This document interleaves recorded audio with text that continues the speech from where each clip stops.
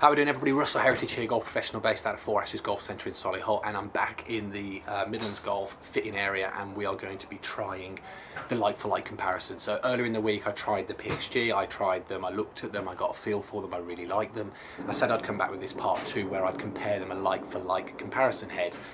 And kind of me and Ronnie have chosen them against some of the hottest clubs that we think that everyone's talking about in the market. So let's see how we get on. The way that we've done this is that obviously look, feel and results. That's the way we're doing it. So aesthetically, which one do I prefer? Do I like them both the same? Then we're going to kind of look at how they feel. So which one actually feels better? Which one would I prefer to play with? And then finally, obviously, when we look at the launch monitor and the results, which I'll be getting Ronnie's opinion, then that would give me a decision on which one I'm going to be putting into the bag. Okay, so what we've done then, we have tried the PXG Gen 2 Tour Iron. So we're trying that head against the Wilson V6 head. That'll be really interesting to see out of those two which one is out going to perform. I'll give you my feedback. Let's see how they get on.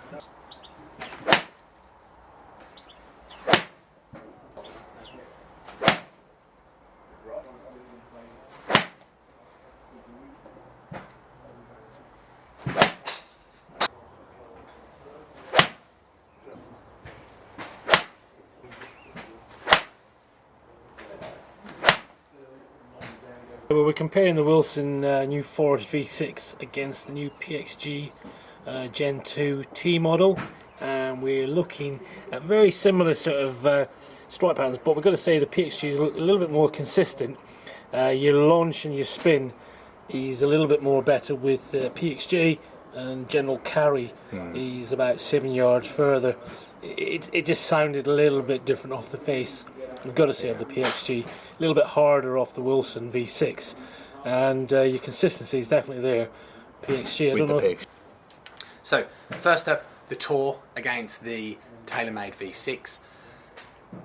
It was a little unanimous, really. I like the look of both of them, in fairness. I kind of like the chrome finish on the Wilson. I also like the kind of old style ferrule. So in terms of the look, honours even, right? I like the look of both of them. I haven't got a huge preference as to which one.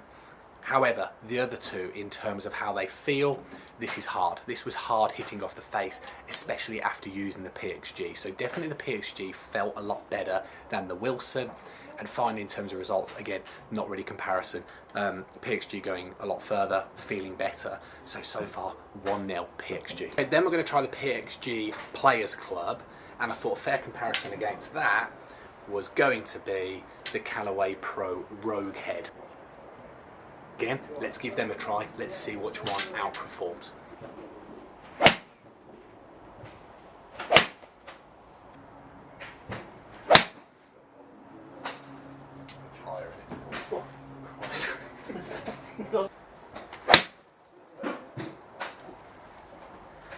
And again, a little bit spinny for you, but ball speed very good.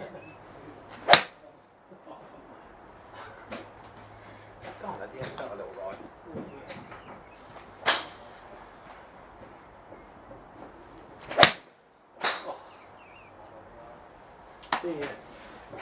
The mid-size head is definitely the club of choice for you. And then when we compare the PXG Players model against the Rogue Pro, the Callaway Rogue really has the edge. The ball speed's increased even more so from the tour type irons, and your distance has gone up.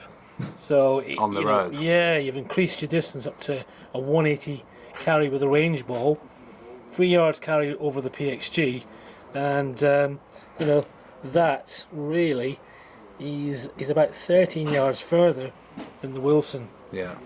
So really, this at the minute, the head speed is really good on both. Yeah, on both, but I would say definitely the Rogue Pro is, you've increased your ball speed by an average 3 miles an hour there. Spins a little bit higher, which may be down to the shaft, but with that you've gained an extra 3 yards carry. So very tight. Then we went into the kind of more Players Club. So again, we tried this against the Rogue Pro. This is more the kind of club for me, right? So as Ronnie was kind of documenting, this would be the kind of club market that I would fall into. I probably wouldn't use the Tour head as much as it performed because I like the kind of spin rate that these would give me and a little bit more distance. I think the look of them both, again, I prefer the PXG. Yeah, I'm not saying the Callaway is bad looking, it's just on this occasion I actually prefer the look of the PXG. I think the Player actually looks similar to the Tour. I think as soon as they've gone to the Rogue, it definitely looks like a larger cavity. So I'd give that to the PXG. Again, in terms of the feel, the Callaway definitely gave me a completely different pitch. Now that is something that I don't personally like. I like the softness in the PXG than the hard kind of hitting Callaway when the, you know, it sounds great off the face if you're the spectator watching it, but it's so hot off the face that I'm also a little bit kind of terrified as to how far it might be going into a green. That being said, however, the result side of it, the Callaway was huge, right? The Callaway was kind of so much further that it would get me thinking about which one. But again, it's only fair that I give you my opinion on which one I actually would put in my bag, and based on the fact that I prefer the feeling of the PXG, that's going to put PXG 2-0 up. Then what we decided to do is we chose the extra forgiving head, the PXG, and I decided to compare that one against the new Taylormade P790 irons. See how that one gets on. That'll be a really interesting test. It's like for like, so let's try that one.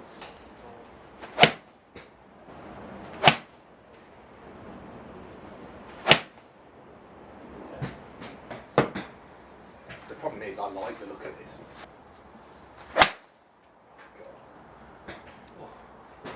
Take me home country road to your place. The thing is as well, again I'll talk about this in a bit, it's a range ball, isn't it? Now, if you're hitting a 7-iron, carry 184. With a range ball? Yeah, and you're adding 10% at least. You're adding 18 onto that. You're hitting a 7-iron over 200 yards. With the PXG, the XF model, and yeah, numbers were good. You know, the speed was good, and you know, your spin started to drop a little bit. Carry was good, so I'm thinking, yeah, this is performing very well. Then we put you the Taylormade P790, and the mothership took off. And, I mean, that was seriously. Yeah, as we say in the golf trade, hot potato, hot potato, and that is just incredible. I mean, you're achieving over 200 yards carry with a 7-iron. Yeah. And that's without fine-tuning your swing. But we've got your spin down to 7.5 there. I mean, you know, your ball speed of 134 with a 7-iron. You carry 184 on average. The thing, you know, the discrepancy in the balls. I mean, to hit it 184 with a range ball, I mean, it is long, isn't it? I mean, it's seriously long, and it's seriously, you know, it's good, isn't it? It's seriously good. Yeah. Into the extra forgiving category, so we moved into the Taylormade P790. So again, I like the PXG, right, on this one. I liked it. I like the way it looks. I haven't got a problem with it. I like the way it feels, as I've done with all the PXG as I documented last time.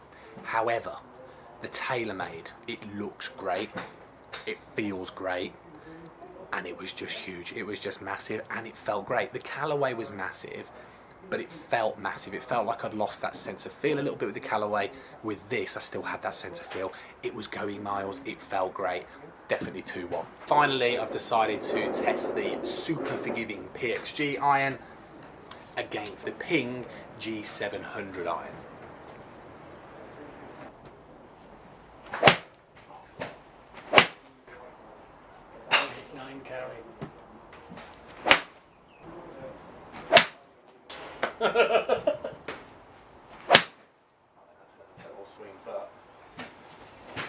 Okay.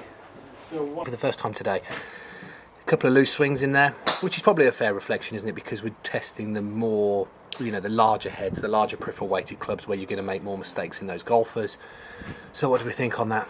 Well, just, you know, these are the maximum forgiving irons, both very similar technology, and you can see that actually the benefit of you misstriking at least maybe one of the two shots is that the ball speed still was maintained, the distance was still very, very high, and the spin was great.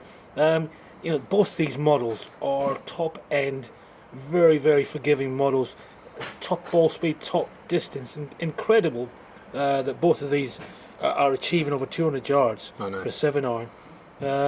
Not a lot to choose. I would say that if you're looking at the average numbers, the G700 pipped it by the average numbers, although the you know, the PXG did contain your the longest hit. Yeah. The 189. Yeah, that was your longest out of all the clubs that you've tried today. Yeah, the Ping at a 188. That brought us to the final test, the Super Forgiving Club. I like the PXG, I like the way it looks. I can definitely see golfers who need more help getting the ball up in the air, you know, more peripheral weighting around the club. I can definitely see the attraction to this club. Obviously it's not really for me. Which one do I prefer the kind of look of? I prefer the kind of PXG in terms of the aesthetics of it, but to be honest with you, in terms of the kind of feel and the results, I kind of like the Ping actually. I kind of like the Ping club on that one.